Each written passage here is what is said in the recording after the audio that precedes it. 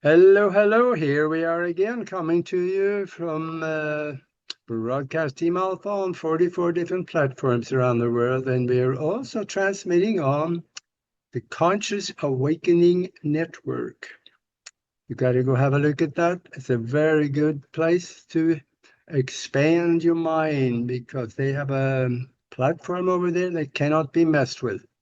They're totally independent. Nobody can tap into it and change or alter or intimidate them or anything.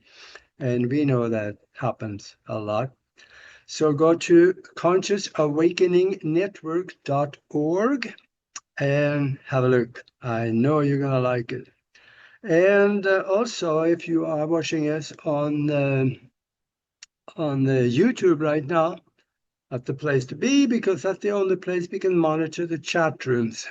All the other places, 44 platforms, don't give us chat rooms. So that's the place to ask questions, and you can talk to the other in there and have a ball. And also, if you like what you hear tonight, please subscribe, because that will help us a lot. And I think I forgot to say that, yeah, my name is Aage and I'm the host, but I think I know that. Hopefully you do too. We're going to have fun tonight. I have Robert Morningstar with us.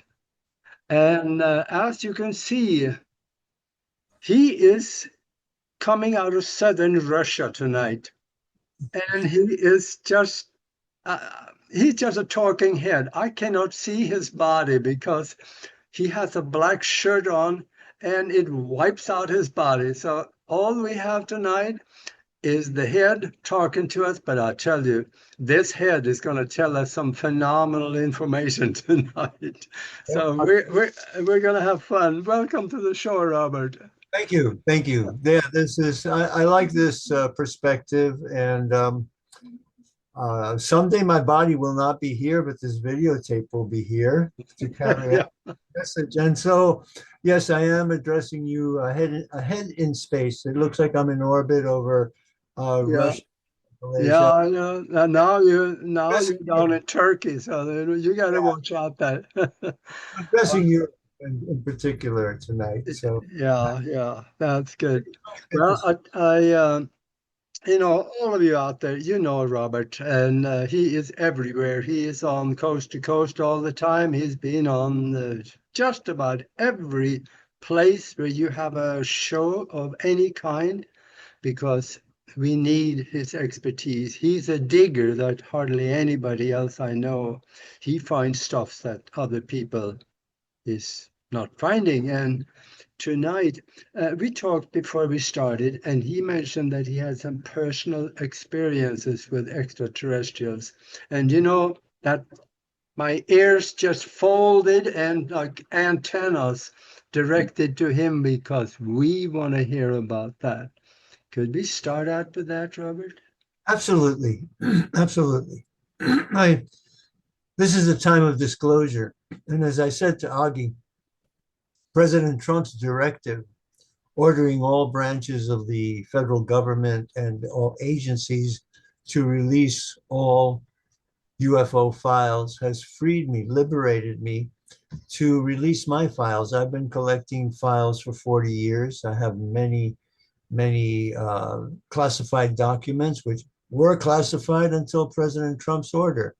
MJ-12, Operation Project Blue Book, U.S. Air Force files, CIA files, JFK files, they're all interrelated. This bundle, this UFO issue is at the core of all these things. It's the UFO issue is the reason why the CIA was formed, why the deep state was started, the national security state, and why President Kennedy was assassinated. All of these things are all tied in. And this is a time for full UFO disclosure. As Augie said, I was on Coast to Coast on May 3rd, and I initiated the real disclosure because the government is eking out little bits and pieces of information. And it has to do, what was the name of the organization you mentioned? Consciousness, the organization? The name of the organization you said? The org? Do you have Yeah. it? What's the name? Conscious expansion? I think you said. Uh, the mastermind connection, is that the one you're thinking of? You said there's a consciousness website.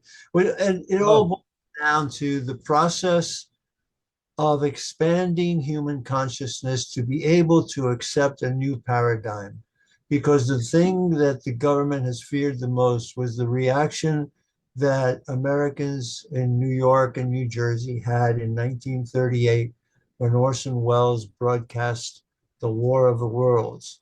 And he presented it as a real newscast. They had announced the show was going to come on, but they didn't announce that it was going to break into music that was entertainment music, ballroom music. And so his idea was just to break in with breaking news, a bulletin. And that's how he unfolded the story. And people who didn't know that it was a pre programmed event thought it was a real newscast. And people in New Jersey and New York went into panic because they heard Orson Welles and that incredible voice that he had uh, describing Martians landing in New Jersey, the New Jersey state troopers surrounding the cylinders, the cylinder unwinding and twisting out, and these horrific Martians coming out, and all of a sudden they bring out the death rays. And they lit up or they fired up all the New Jersey state police cars and killed all the New Jersey state policemen and everybody running in panic.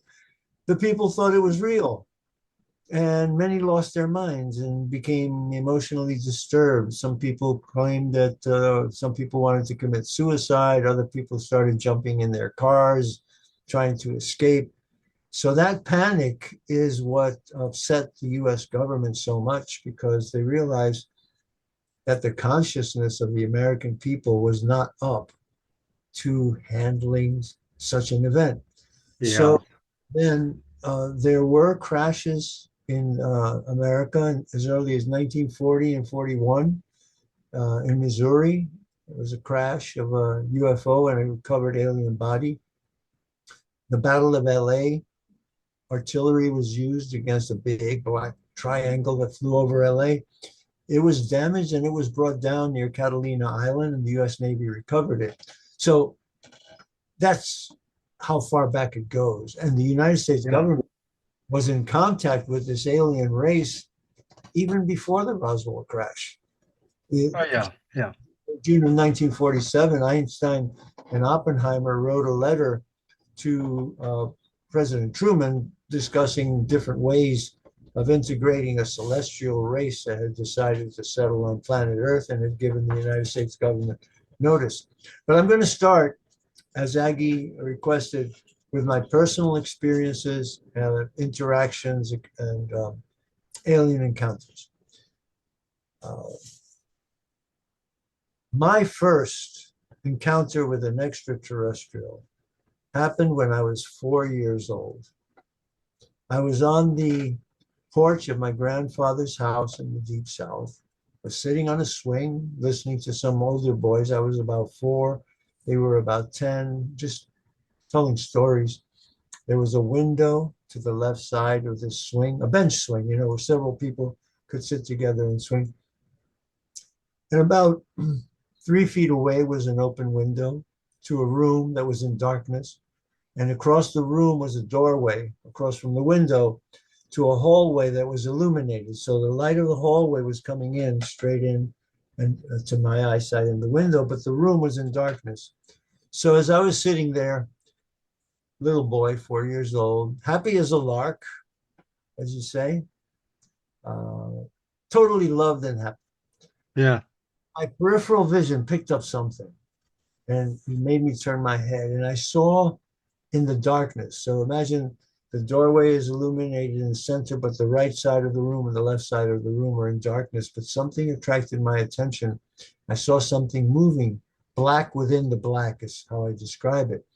And it was a shadowy figure in the blackness, and it walked across in front of the doorway.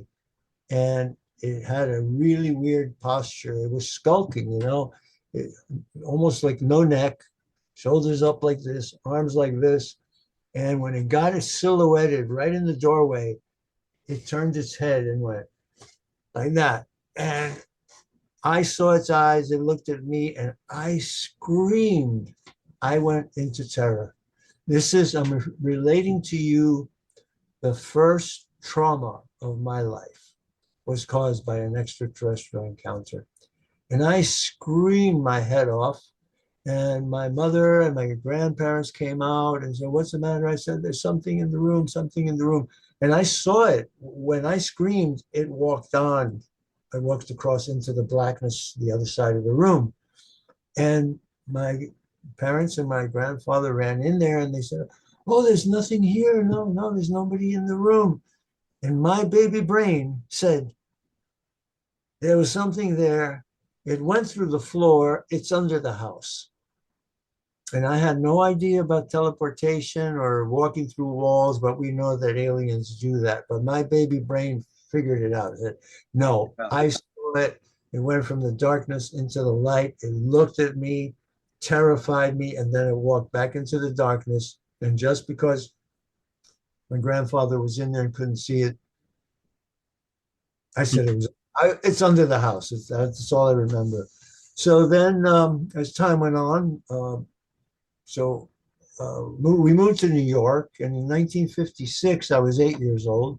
And we were watching television, and my father jumped out of his seat. There was a CBS News report about an airliner that had been tailed or followed, paralleled by two UFOs. And they did a depiction. They did a cutout of a DC-3 airliner, and they had flashing lights on the right side and the left side of the cockpit, and described how it came up on them and flew around them and then zoomed off. And my stepfather jumped out of the seat. He said, "Robert," I said, "Robert, I saw that." And I looked at him and he said, he was really excited. He was a merchant marine, man. And he said, "I saw that when I was in the Merchant Marine in 1947. I was in the crow's nest. I was in the watch, and I saw this bright light coming, and it wasn't a ship. It was above the water. So I went downstairs to tell the pilot, and we called the captain. This is in the middle of the night in the Caribbean." And he said, so he sent me down to call the captain, who was a Jamaican. And I woke him up, and he came up, and we walked back up to the bridge. And when we got there, the light was a lot closer than when I'd seen it. And the captain, who was a Jamaican, he was still rubbing his eyes and waking up. And then he said, "What's that, man? Hey, what is that, man? What is that?" And then he said that the word that he said, "I didn't even have a word for what I saw." That's why he was so excited that Yeah. he said, "Robert, I didn't have a word for it." And it went by the ship.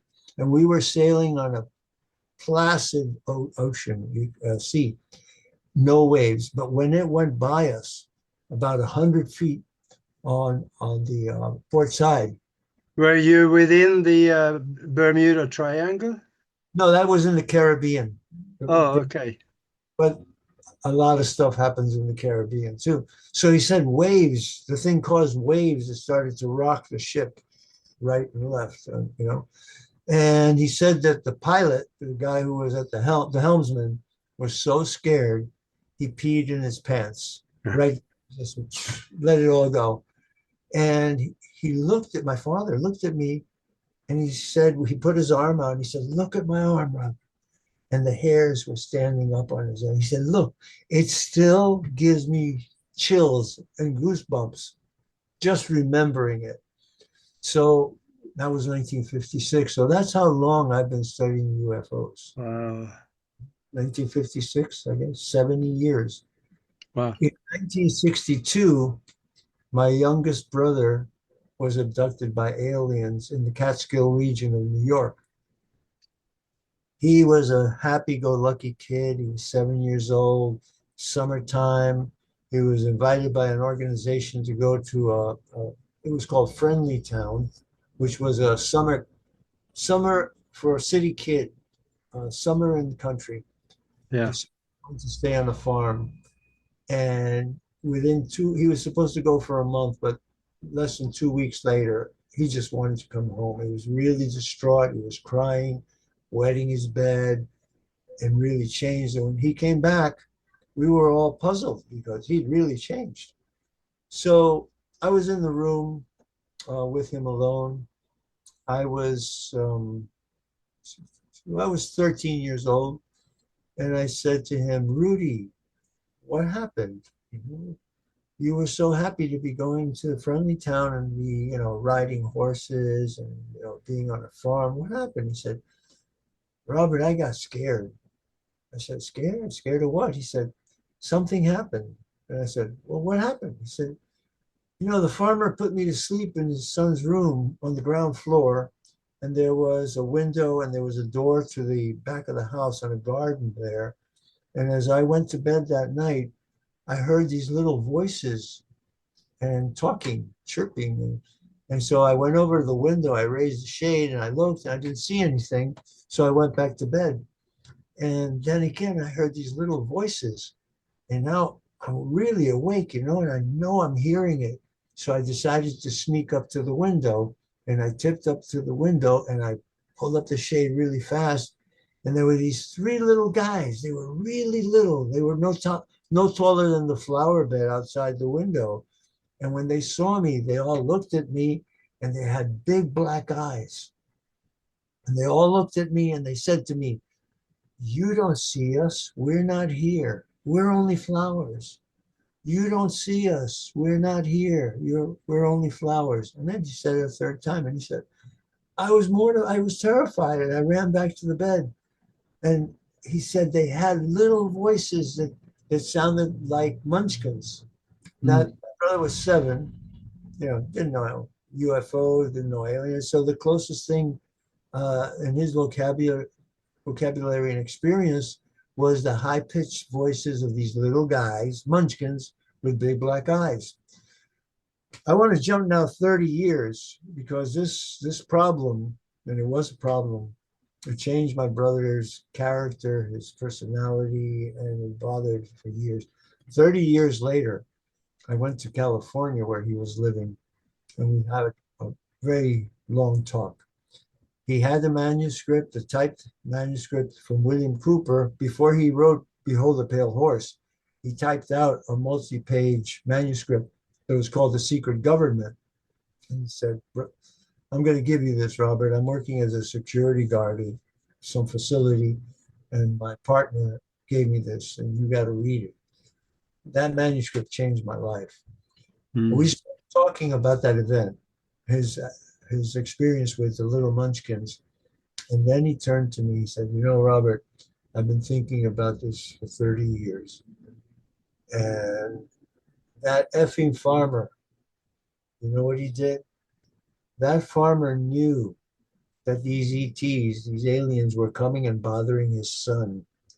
So he decided to invite me to go to his home and sleep in his son's bed so the aliens would take me and not his son." And the reason I know is when this happened to me, that morning, I went into his room and I was really upset.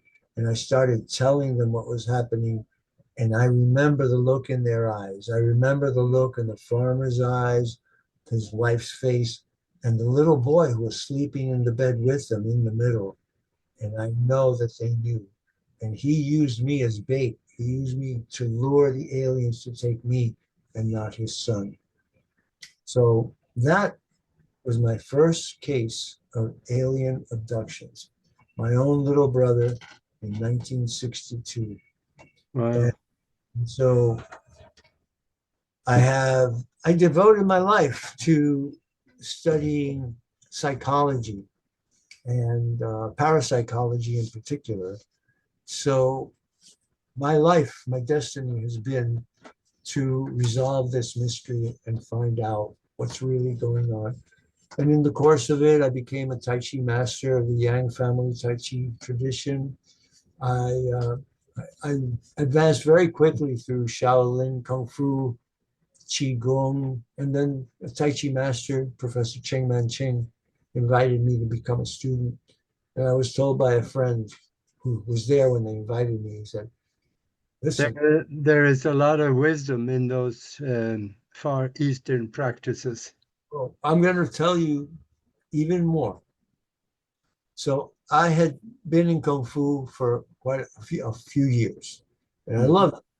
And I heard about Tai Chi, and this friend of mine told me, oh, I said, Kung Fu is the best martial art, isn't it? He said, no, there's actually this other thing. I said, what? He said, Tai Chi. I said, Tai Chi, what is that? He said, it's really weird, man. You have to learn this dance. They do this dance that they call the form. Yeah, And slow dance. very slow motion, it's all about balance. And you really can't use it until you've done it for at least 5 years, then you can handle it. But it is supposed to be the oldest and the best of the martial arts. So I was intrigued. And a couple of months later, this friend of mine brought a Tai Chi master to my house. And I looked out, I met him, and he looked like a 28-year-old prematurely bald Chinese man. And we hit it off right away. Very friendly, affable, intelligent person. I said, can you show me some Tai Chi? I've looked around, I've looked for the school, I can't find it. And he said, okay, I'll show you 10 movements. So in my living room, in my mother's parents' house, he did 10 movements of the form. And the moment I saw it, I said to myself, wow, that looks like it came from outer space. That was my first impression. And lo and behold, I was taken under their wings. I was trained privately, personally, crash course, every day for like 2 years because the grandmaster was very old and he was passing away. And by the way, Yoda in Star Wars is modeled on my teacher, Professor Chang, because Mm. I taught the Muppets Tai Chi from 1975 to 1978. They were racked with problems, bodies, like having to sit in a garbage can doing a puppet, 8 hours a day, your body gets really messed up. So Yeah. uh, I taught Kermit the Frog, the Count, Jack the Lion, Tai Chi. Ah. So I gave them the book by Professor Cheng Man-Ching, Tai Chi for Health, Sport, and Self-Defense.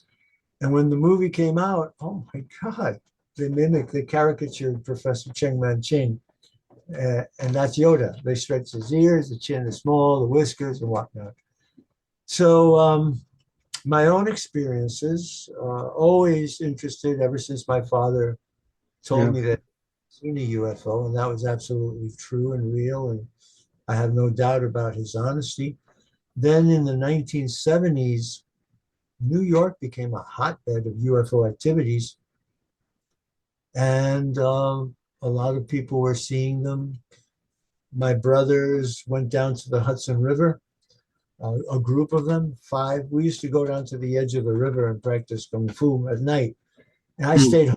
I stayed home that night, and five of my friends and my brothers went down, and they came back really shaken up, and they said, "We saw a UFO." Really? He said, "Yeah, it was underwater." What? Yeah, it was under the river. We saw it in the Hudson River. We saw this light go all the way up the Hudson River to the George Washington Bridge, and then it came back fast and stopped in front of us. And then it started coming toward the shore, and we heard this sound, this real low rumble, this hum. It scared the hell out of us, and we ran. And well, they ran to me, to my house, because that was the meeting place. And I was really disappointed that I hadn't seen it. But Yeah. at the same time, contemporaneously, people in New York and New Jersey had been seeing this light travel under the river. And there was actually a landing in New Jersey opposite us on the other side of the river. There are these tall buildings. One of them is called the Stonehenge. It's a round tower that originally used to spin. It was amazing. This building, they figured we can get a lot of money if we, sell condominiums to people and tell them they've got the New York view. so that it's facing Manhattan, right? So Mhm. they made the building a tower, a round tower, and they used to spin. So everybody would get a view of New York City. Eventually, Mhm. it broke down and the tower stopped spinning. But be that Mhm. hey, right there, a UFO came down in a softball field, and people who were on the street and the doorman in the building saw it, and they reported it. And this was one of the first cases that Bud Hopkins. Do you remember Bud Hopkins? He Oh wrote yeah, yeah, I remember that 30 years ago or so. time. He wrote. He was the first one to talk about missing time. Yeah. And one of the people in the book, Missing Time, came to study Tai Chi with me many years later, and she told me of her abduction in Wisconsin when she was 5, and another abduction that happened in Germany when she was 15. Her father was an army sergeant, so he was stationed in Germany near the Black Forest, and she went into the woods and she had an encounter with something, but in her memory, it was just a deer. She remembered the eyes of a deer. She walked out of the forest. She saw her parents and her brother, and it just happened that they were taking home movies. So she ran up to them while they were taking a home movie and, hi, mom, hi, dad. And they go, hi, Barbara. And then they said, oh, Barbara, look, your nose is bleeding. And in the movie, I got to see it. The movie, she went, oh, I don't know, how, I don't know how so obviously they had taken her and they had put an implant in up her nose, and that's why she was bleeding and only remembered meeting a deer. So I became expert and a counselor to a lot of people who were traumatized by experiences with extraterrestrials. Mhm. So now I'm going to tell you about a, a close encounter, a very pleasant now because I won the mind war. But it Yeah, was I was waiting for that one. 1978, Labor Day weekend, big, final weekend of the summer. A friend of mine in Fire Island, New York, called me up and said, "Would you like to take care of my house?" She had a beach house right on the beach. Her husband had been a contractor, very successful. He built his dream house right on the beach. He walked through the door and out to the water. She said, "We want to go away for the weekend, and would you like to come and take care of the house?" I said, "Absolutely, sure." So I went to Fire Island. I'm there with my girlfriend. And the first day we were there, we went swimming, and the tide, the rip tide was really bad, almost took her away, and I rescued her. I almost got killed by the water. I got thrown by waves and knocked upside down, hit against the bottom. And then the following night, um, was very much in love with this girl, and I describe her as a goddess uh, and a beautiful, beautiful angel. So Mhm. we had a beautiful day on the beach. We had a wonderful dinner. We went to the house. We went to sleep. And just before dawn, I was lying in bed and something awoke me. I opened my eyes, and there at the foot of my bed, I was about 5 feet 11, 6 feet tall, 6 feet away from me. It's the weirdest looking creature that I ever saw in my life. And he was walking by. And I'll tell you, Augie, I think it was the same creature that terrified me when I was 4 years old, or the same Wow. time. About the way it's sculpted. He was walking by, and I opened my eyes and looked at it. And then he looked at me and he said, "You see me?" And I said, mentally, right? Telepathy. I heard his thoughts. "Oh, you see me? You can see me." I said, "Yeah, I see you." And he said, "This is not allowed." And I thought, allowed? Allowed by whom? And he got really nervous. He said, "This is not allowed." And I thought to myself, wow, this creature's in trouble. You know, he wasn't supposed to wake me. He woke me. But that's because of my Tai Chi sensitivity. In Yeah, 1978, I'd already been doing martial arts for eight yeah, years. And I'm a sensitive. That's what can I say? yeah. So, that happens with the martial arts. yes, exactly. Um, so I'm gonna mimic this creature because this creature body language, this alien body language, it's not human. It's not human, and he's all shaken up. He's really nervous and frightened, and I'm saying What did it look like? he was, and it was male. He was reptilian. He was short, very stocky, kind of a purple gray stippled skin, no neck, a nose and a face that looked like a bat, a very small chin, fangs, a nose that went like that, eyes that went like this, and he had three spikes on the top of his head. Hmm. Spikes like this, Oh, okay. Like horns. like horns, yes. And Hmm. now this is where it gets really interesting because that was 1978. And in the 1990s, I started to study the chupacabra. Oh, yeah. The chupacabra always left three holes in the victim, the creature that it attacked. So I think that this thing was like a hunting dog for the aliens, and it would find the victim, the dog, the animal, the goat, the donkey, or the person, and just ram its head into it, spike it, generally in the neck to Hmm. paralyze it, and then just slurp out the internal organs.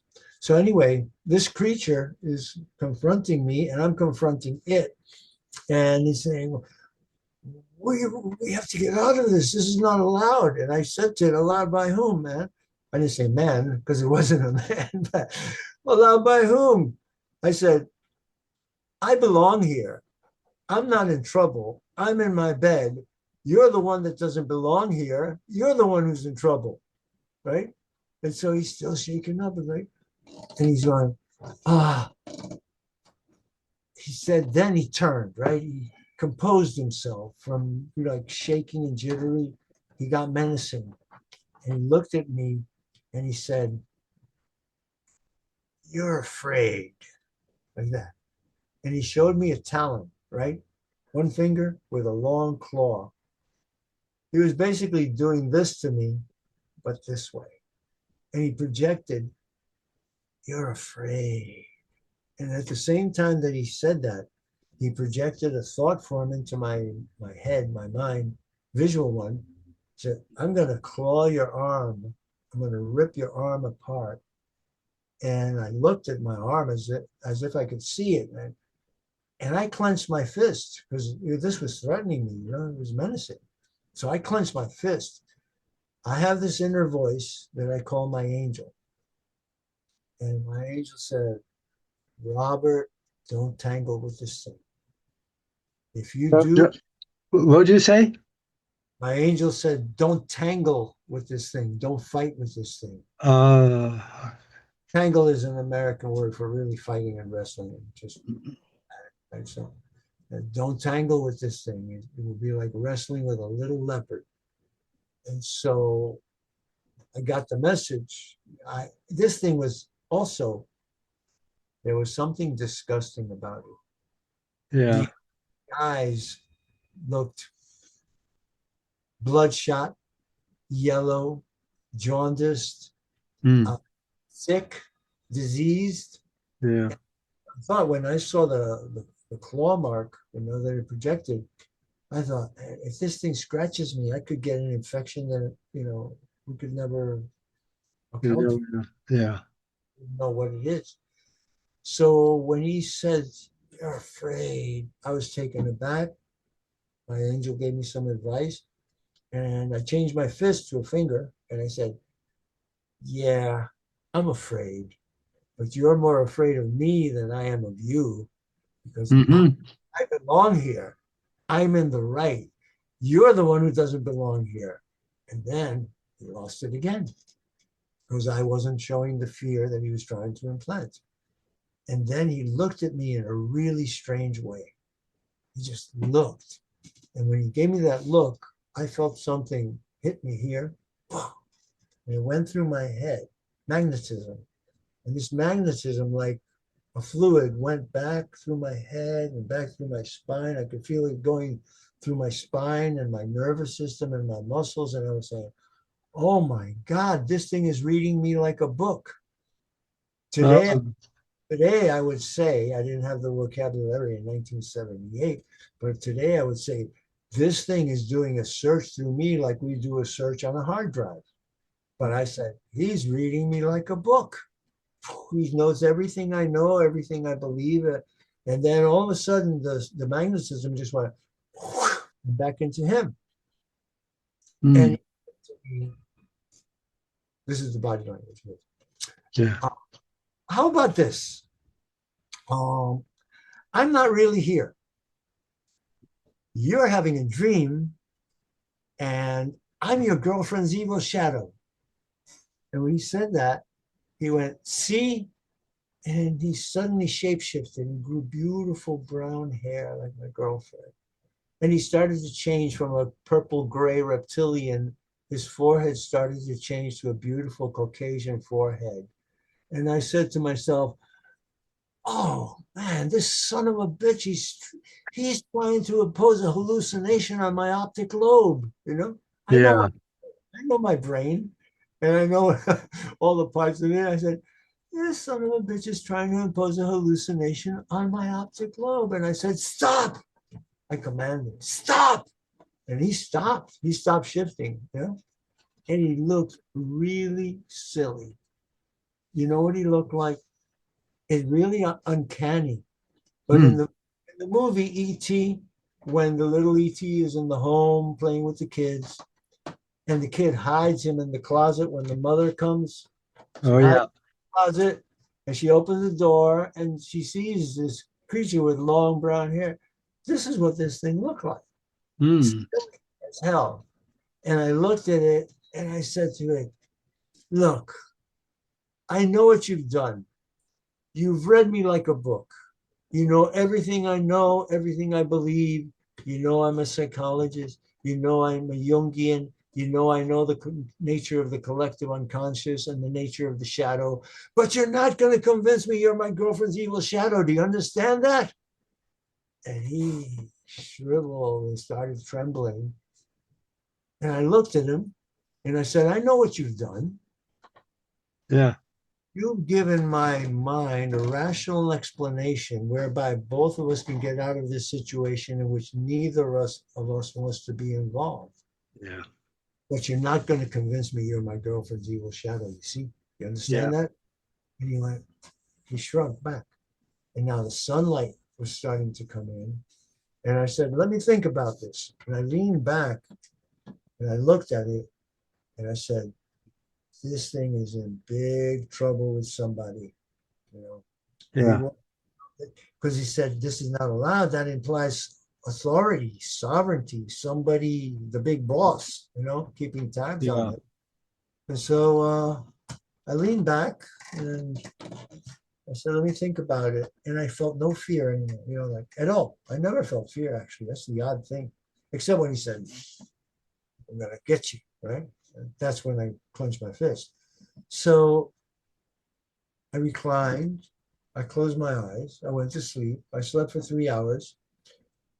The sunlight came in 3 hours later and hit me in the face. And boom, I woke up and instantly I went, what the hell was that about? You know, I looked at the foot of my bed. He was not there. And I said, Mm, what was that all about? That was strange. You know, my girlfriend sits up.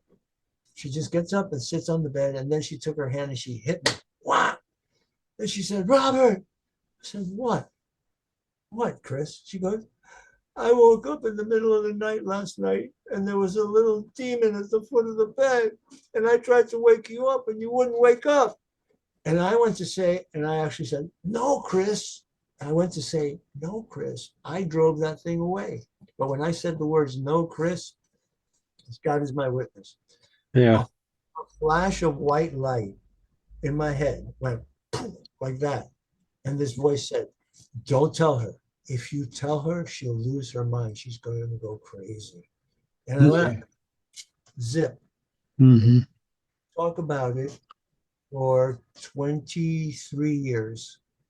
Yeah. And after 2001 and the attacks on New York, I saw Bud Hopkins talking about a UFO event that had happened in New York in 1970. Yeah. Yeah. Hey, I'll tell you, I see now we're past the bottom of the hour here. For those of Okay. you that joined us late, we are talking with Robert Morningstar, and we are hearing some of his personal experiences with extraterrestrials and UFOs. And this gets interesting. And for those of you out there that have your own stories, we love to hear about it. Yes. Put some comments in the comment down below, and let us know if you had anything like this, because there's a lot of people who have. Yes. So no, also Robert, you are doing a show also, and where can people get a hold of you and watch what you write and what you talk about on the shows? Well, the best thing is to listen to my radio shows on Revolution Radio. I'm on Sundays and Mondays. On Sundays, I'm Studio A at 3 o'clock. And on Mondays, I'm on Studio B at 10 p.m. Eastern Time. It's very simple, revolution.radio. Is that Mhm. hard to remember? I don't think so. Revolution period radio. And the Morning Star Report, I publish it on Substack, and it's just my name, robertmorningstar.substack.com. Mhm. And I have a YouTube channel and I have a Rumble channel, and I like to edit my work and put it up there. Also, I'm selling videos of the webinar that I heard 4 webinars. They're 3 hours long, and during those webinars, I brought forth documents. As I said, I'm now free to speak openly about everything I know. There is no more classification of UFO documents. Yeah. I also have my libraries, which I'm selling. I need to fund my work. I need to have resources to continue broadcasting and publishing. So I am selling my libraries and my books, electronic books, not through Amazon because they rip you off and they also change people's texts. I had a friend, Captain Robert Collins, who wrote Exempt from Disclosure, one of the most important books ever, published it on Amazon, and they changed his chapters. They took out things. So in order to avoid that, I have something that I call e-file books or encyclopedic file books. They Wow. they're so big that you could never put them on paper. There's some of them are hundreds of files, photographs, videos, etc. So I have Communion on the Moon, which is about lunar anomalies and the Apollo astronauts and the music on the moon that Apollo 10 heard. I have the Five Faces of Mars, which is the face of Mars. When you decrypt it geometrically, it has 4 faces embedded in it. And Yeah. it's the face of a man, the face of an eagle, the face of a lion, and the face of an ox. And those are the 4 faces that Ezekiel saw on the helmet of the aliens that came out of the spaceship that landed in front of him. And of course, the ultimate secret of the JFK assassination, which is assassinated by the deep state because he was planning to tell the people the truth about Roswell and the Yeah. alien presence on Earth. So that's the way. Robert.morningstar@gmail.com is my email address. So right. And of course, Aage said, if you have had experiences with extraterrestrials, don't doubt yourself. The government has victimized victims over and over and over again. First of all, being abducted against your will. Contactee is one thing, right? You're willing, you call them, you want to have them. That's one thing. Abduction is a crime. Yeah. And to ridicule, to ostracize, to punish the victim of a crime to hide a cosmic secret is a crime in itself. So I'm very much against that policy of the United States government to shut people up, to threaten their lives, to actually kill people Yeah. to keep the secret. But that era is over. And the reason it's over is the government has to acknowledge that there is a paradigm shift occurring. We need the technology that they reverse engineered.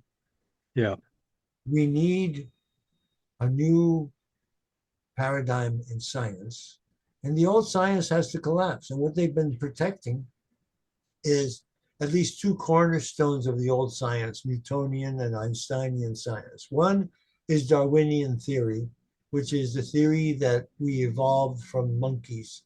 And my favorite saying, I've said it here before, the first trick of science was to convince you that you evolved from a monkey so that when they treat you like a monkey, you won't complain. Okay, that's the first thing. Once you Yeah. admit the alien presence and their intervention in human evolution, Darwin just falls on his face, and the monkey origin theory of the human race is just, falls by the wayside. The second Yeah. thing is that UFOs have faster than light speed, they're interdimensional. And once you posit faster than light speed and time travel, Einstein's theory of relativity comes crashing down too. It's just local space-time theory. So the guardians, the gatekeepers of the supremacy of the religion of science, the godless religion of science that establishes man as God, is being Yeah. swept away. And consciousness, the expansion of our consciousness, is the prerequisite. So that's what I'm doing by disclosing. And Mhm. I'm part of the disclosure movement. I can tell you honestly, in 2008, I was invited by the United States Navy to help them achieve disclosure through the United Nations. Three admirals ascended in 2008 to the highest military offices in the US government, in the Pentagon. The uh, chairman of the Joint Chiefs of Staff, commander uh, of the Central Command, commander in chief of the Central Command, and director of national intelligence. These three admirals got those three positions, and they said, look, we've got a chance, 10 months to a year. Let's try to get disclosure through the United Nations, because the deep state, the CIA, the US Air Force, and the US Army, they are the butt heads that keep the block. They won't let us do it. But now, Yeah. since we have these three positions, let's try to do it through the UN. So they invited me because they had been reading my work in UFO Digest, and they sent their Navy captain to recruit me. And they said, they want to work with you. They've read what you write, and they like you because you're rational. They know you're not a kook, you know? So we'll give you the information, you write the stories, and we'll get it going. So we did get a couple of meetings going, an initiative through the United Nations, but then the deep state has plants in ufology. They have anti-disclosure people in ufology. They have people in ufology who establish a niche, and it's very religious. And I call it like the Bishop of Roswell, Mhm. a Cardinal of Corona. He's the omnipotent of this. Stay out of my territory. And Yeah. so they sent these two operatives to discredit, debunk, and expose our contact. So they exposed the Navy captain, and once his identity was exposed, uh, it caused problems. So he had to leave the program. But he said to me, "I have to leave. I'm not, the liaison. We're going to put somebody else to work with you, and we're going to keep going." Mhm. So we kept going, and in 2017, the United States Navy, through President Trump, succeeded in disclosing. Disclosures happen. They Yeah. gave you the Tic Tac videos. It's just the degree of disclosure has to be gradual. So Yeah. they go, oh, we got Tic Tacs. Oh, they might be reverse engineered. Oh, they could be some other country. Oh, no, they're not another country. They want to keep you guessing. And the peekaboo disclosure, pull the curtain back a little bit, close it again. That's the way they're going at it, but I'm not going at it that way. I'm telling you the truth about everything I know. And I have continued to work after the Navy invited me to become an advisor. I was contacted by the Space Force. The US Space Force wants people to know. President Trump established the Space Force so that we get to know, right? To get around the Air Force and Army obstructions, President Trump established the Space Force. So I've been an advisor to the Space Force on how to achieve disclosure in a non-threatening, non-alarming way. So I can tell you that I have a, when I say I'm MJ-13, I'm not kidding. You know, there was MJ-12, I'm MJ-13. And I'm about telling you. Why?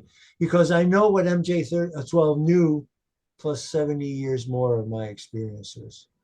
My encounters with UFOs, my encounters with extraterrestrials, my assistance as a counselor to people recovering from alien abductions, and 9 events that I've had right here in New York City. There's a place where I teach Tai Chi called the Soldiers and Sailors Monument.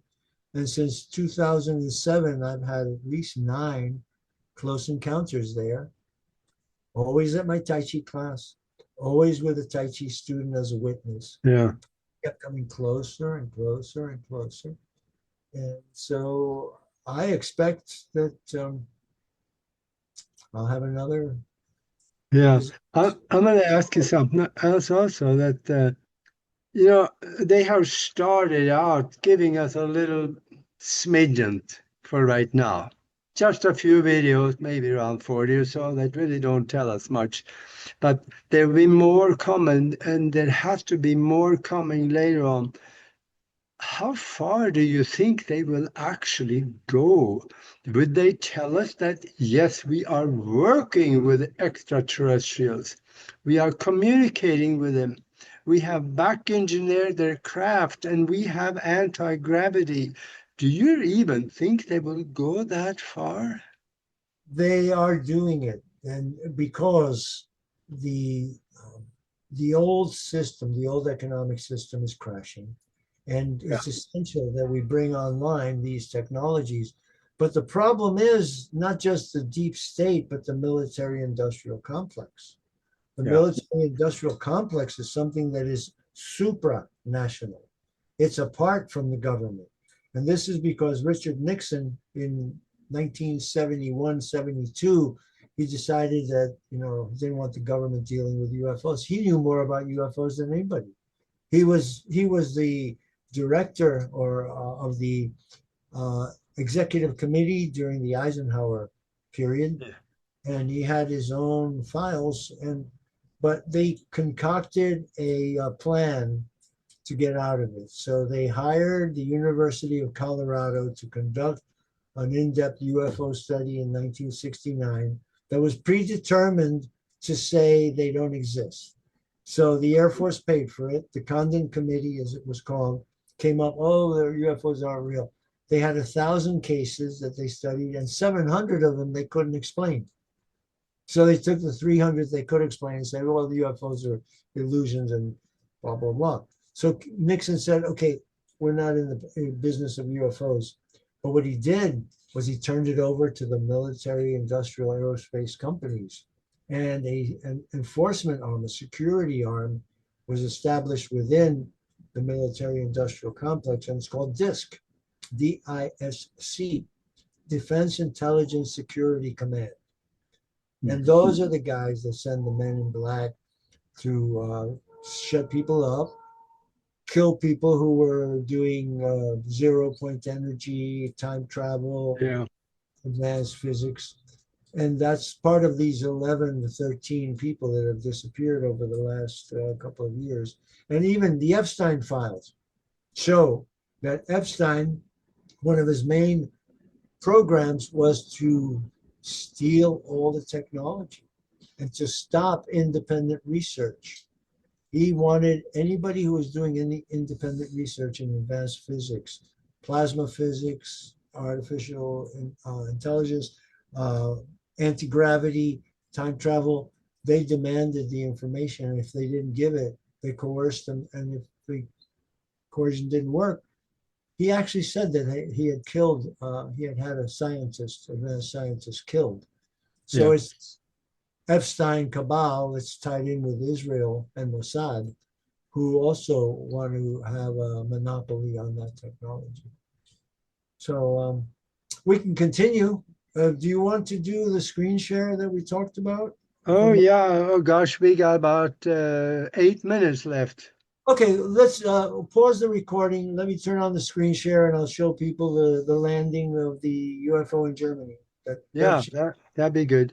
Okay, all right. So pause the recording and go to screen share.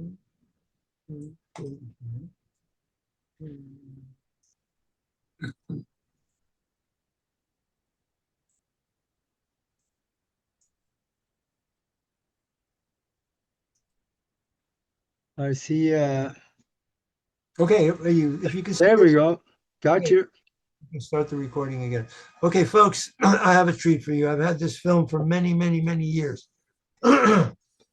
It's an excursion, an alien excursion in Germany, sometime around the 1950s.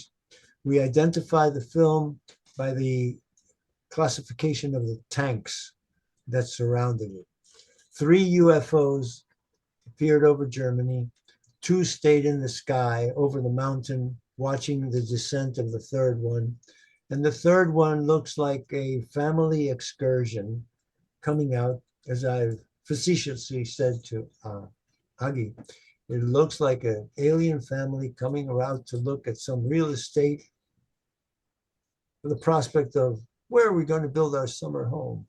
So I'm going to play it for you. We'll see it 3 times. Each time that you see it, I'm slowing it down.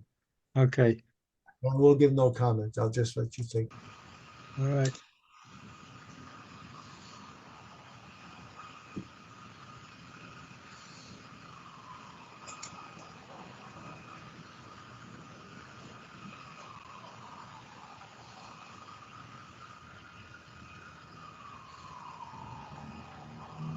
Oh, yeah.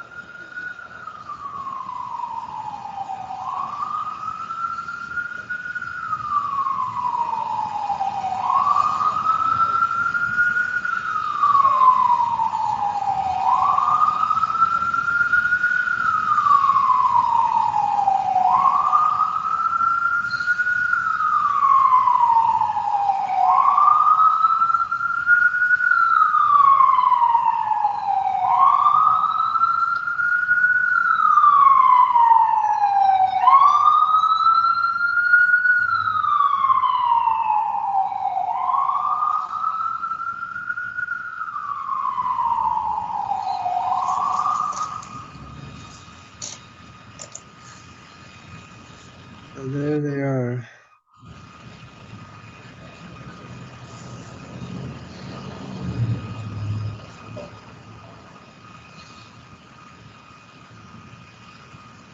The male stays absolutely stationary. The female takes the walk. And then the little one by the feet. These are the tanks surrounding them. Yeah. And as you can see there, they're aiming at Schlossman if they do anything hostile. And this is the tall male who just stands at attention in remarkable posture. Dark.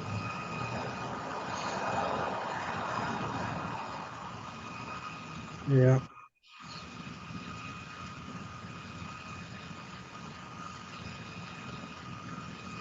the other two guardians above.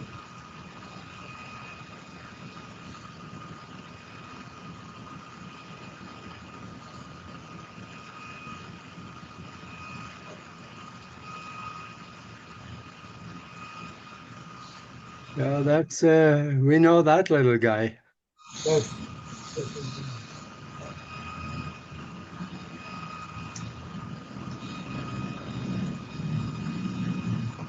Okay. All right.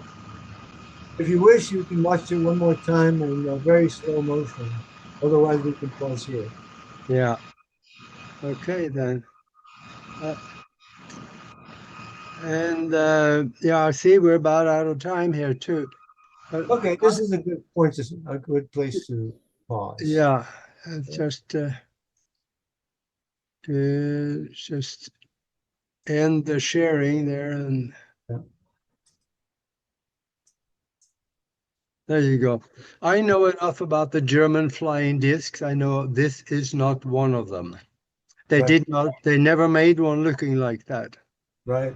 Oh, I have found this disc in many other locales. One of the Yeah. things I did for many years was track particular types of UFOs from Australia to Los Angeles, the same configuration. Yeah. There's my favorite photograph of a UFO came from Australia, Brinchili, Northern Mhm. Australia. I saw this beautiful silver UFO, bright daylight, open landscape. And I looked at it and said, boy, that's the clearest picture of a UFO I've ever seen. The bottom was open. You could look inside it. And then I looked and I said, oh, look, there's another airplane there. Halfway between the UFO and the ground, there was a black and white object. And I thought, oh, that's strange. That's a black and white airplane.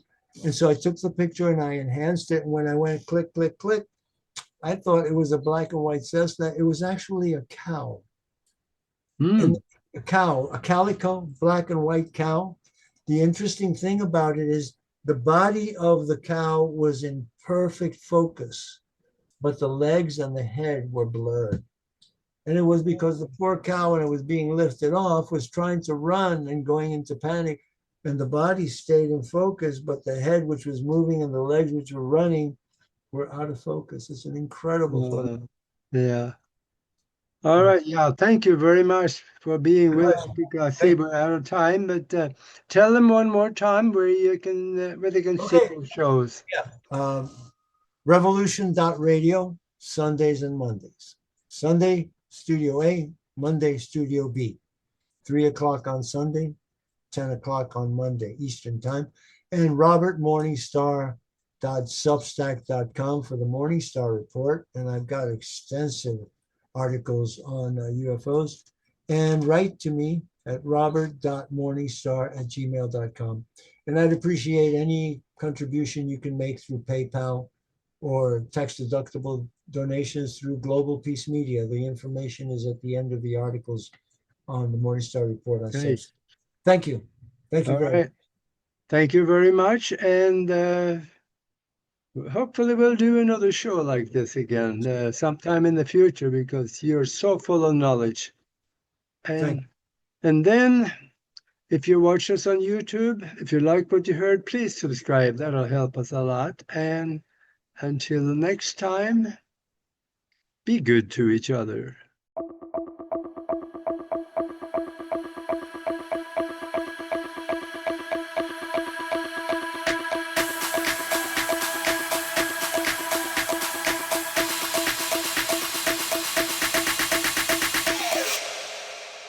You